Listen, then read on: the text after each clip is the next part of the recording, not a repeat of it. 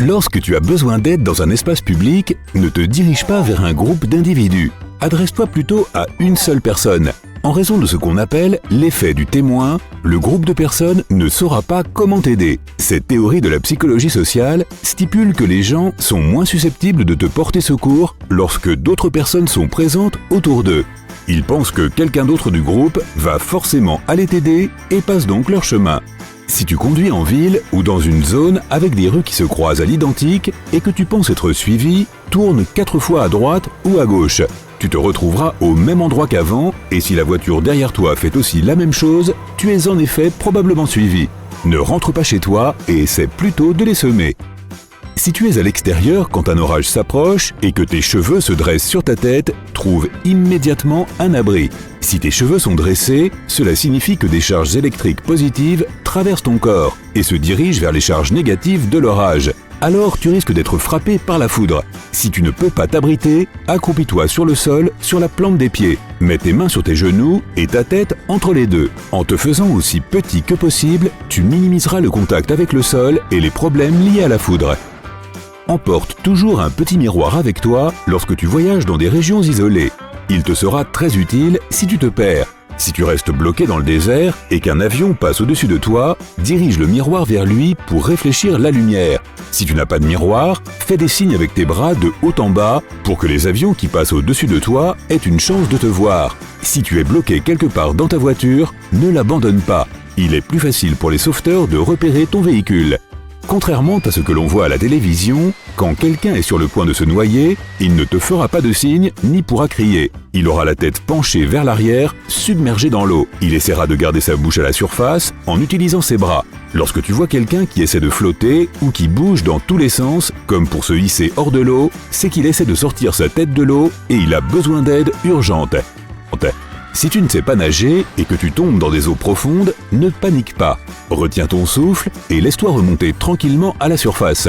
Garde ton dos et tes jambes bien droits. Essaie de donner des petits coups de pied pour ramener ton corps à la surface. Si tu essaies de sauver quelqu'un qui ne sait pas nager, ne t'approche jamais directement de lui. Il est probable qu'il te fera couler car il sera en panique. Approche-toi par derrière, glisse ton bras sur sa poitrine et assure-toi que ses mains ne sont pas face à toi. S'il t'attrape, il peut te pousser vers le bas. Essaie de nager en dessous de lui, remonte un peu plus loin et essaie de l'aider à nouveau. Si tu rencontres un grizzly, ce n'est pas ton jour de chance. Ne cours pas et n'établis aucun contact visuel.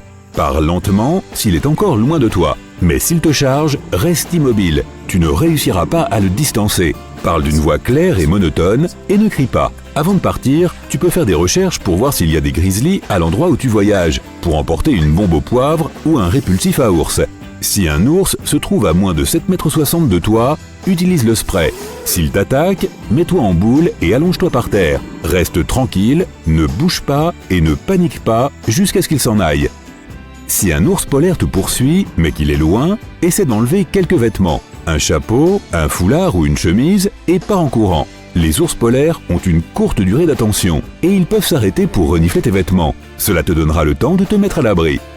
Si tu as eu une rencontre avec les 2 ours, rappelle-moi de ne jamais partir en vacances avec toi.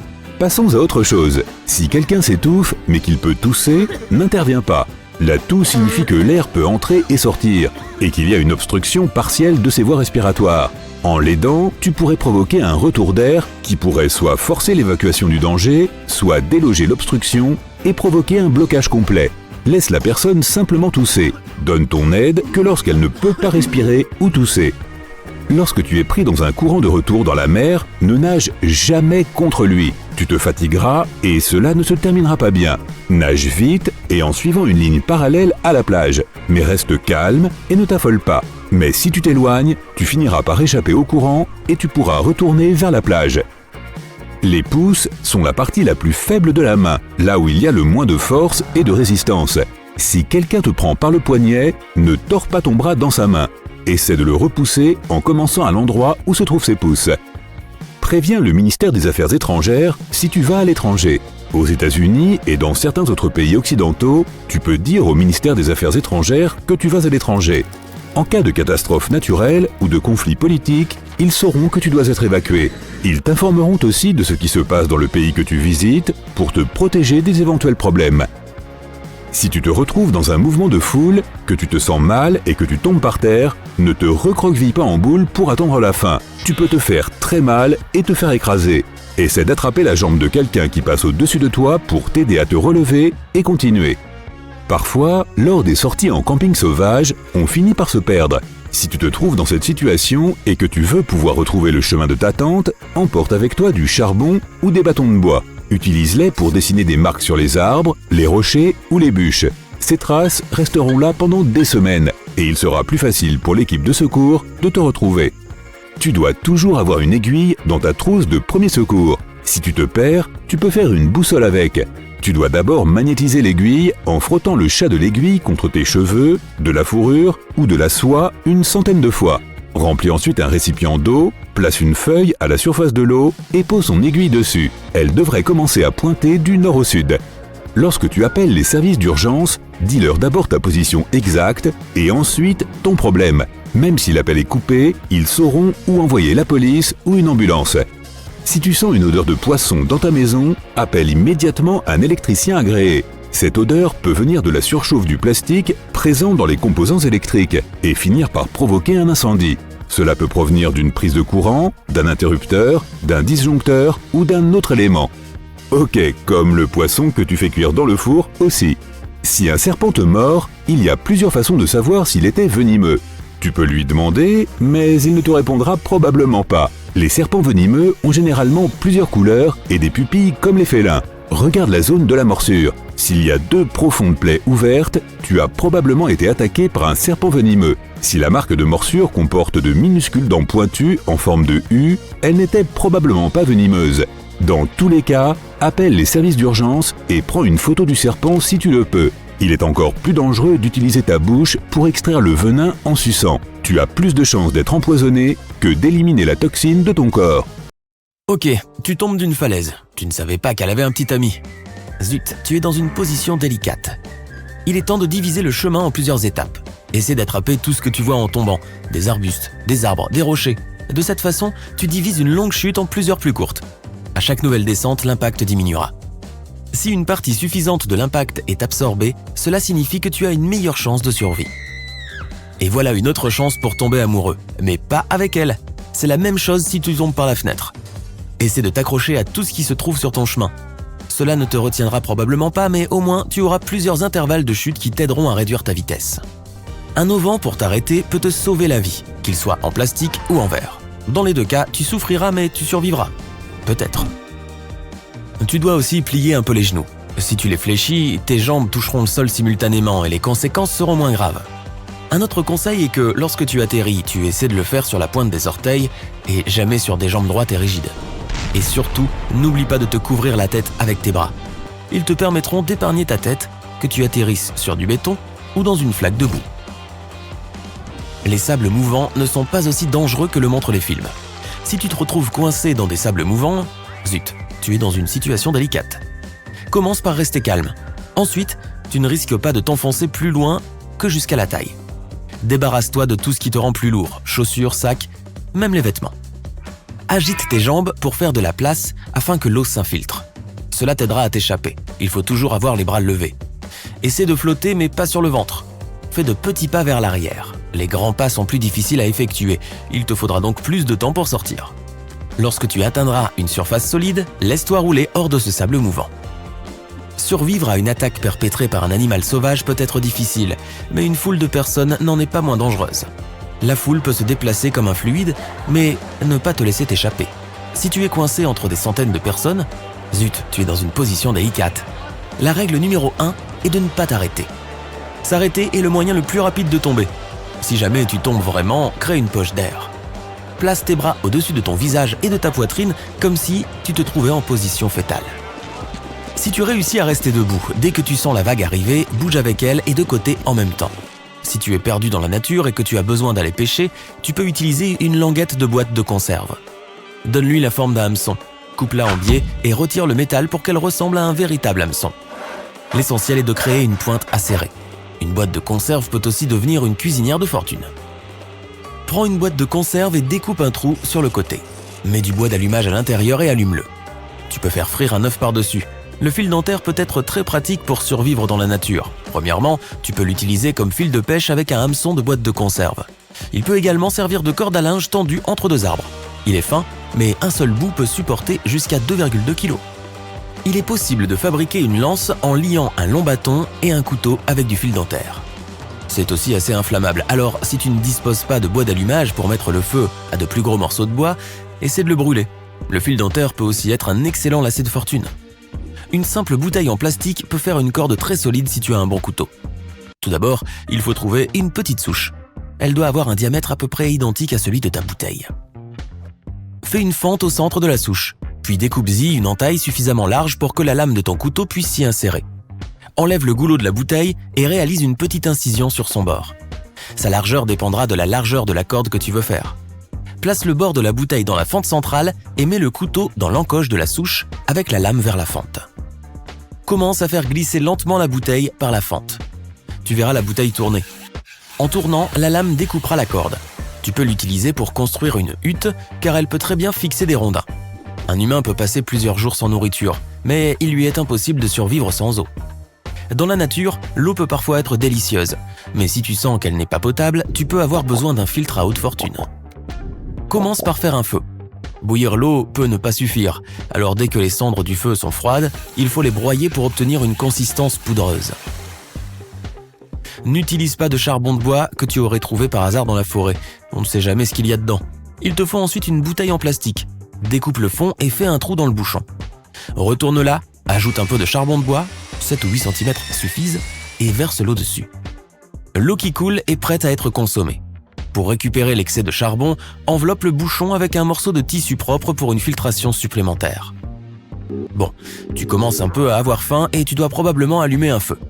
Zut, tu n'as pas d'allumette ni de briquet. Vide tes poches pour voir si tu peux faire un allume-feu de fortune. Si tu as une pile, probablement celle de ta lampe de poche, et un emballage de chewing-gum, ça ira. Tu dois couper une fine bande de l'emballage en aluminium, mais elle doit être assez longue pour relier les deux extrémités de la batterie. Le milieu de la bande doit être plus fin que les extrémités. Rapproche-toi de la pile d'herbes sèches, de petites bûches ou même de papier, tout ce que tu vas utiliser pour allumer ton feu. La bande d'aluminium s'enflammera en quelques secondes, mettant le feu au bois d'allumage. Les moustiques sont vraiment très pénibles et il y en a beaucoup dans les bois. Tu peux fabriquer ton propre répulsif artisanal pour éloigner ces nuisibles. Tout ce dont tu as besoin, c'est d'une orange, d'un citron ou de tout autre agrume rempli d'huiles essentielles. Épluche une orange et frotte sa peau directement sur la tienne, en la chiffonnant un peu avant pour faire sortir ces précieuses huiles essentielles. Un autre moyen utile pour tenir les moustiques à distance est d'ajouter quelques écorces d'orange à ton petit bois. En brûlant, les huiles essentielles se libèrent et font fuir les bestioles. Tu y es enfin. Après tout cet entraînement, te voilà prêt pour ton premier saut en parachute.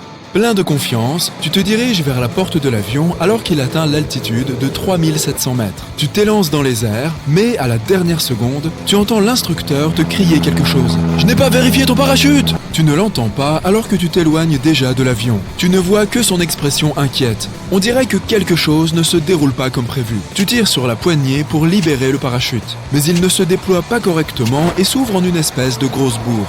Tu commences à tournoyer de plus en plus vite. Tu as le tournis, mais tu dois te ressaisir. Chaque seconde est cruciale. Et depuis cette altitude, tu as moins d'1 minute pour agir. Tu adoptes la formation Bowman, en étalant ton corps avec tes bras et tes jambes pour former un X. Cela crée un peu plus de traînée, ce qui te permet de te stabiliser un peu. Maintenant, tu as plus de temps pour déployer ton parachute de secours. Encore étourdi par le tournoiement, tu essayes de te rappeler où il se trouve. Tu attrapes ce que tu penses être la bonne sangle et tu tires fort. Oh non, c'est une sangle de jambe. Tu as desserré l'attirail sur ton dos et maintenant tu commences à glisser hors des sangles. C'est pas ton jour de chance. Tu t'accroches et tu resserres la sangle de jambe. Ah oui, la procédure de sécurité te revient maintenant. Étape 1, débarrasse-toi du parachute principal au moyen de la poignée rouge. C'est fait. Maintenant, tu es de nouveau en chute libre. Étape 2, à présent, trouve la poignée argentée du câble de déclenchement pour éjecter le parachute de secours. Tu dois te dépêcher. Le sol se rapproche à vitesse grand V. Où est cette poignée? Oups, elle est là, située à gauche de ta poitrine. Tu tires dessus avec force. Flop! Le parachute se déplie, s'étire et freine ta descente. Tu es maintenant soulagé. Le souffle coupé? Le cœur qui bat la chamade? Oh que oui! Enfin, tu peux profiter de la vue. Pendant environ 10 secondes avant d'atterrir au sol. Tout doucement, les pieds en premier. Ça a l'air marrant quand même.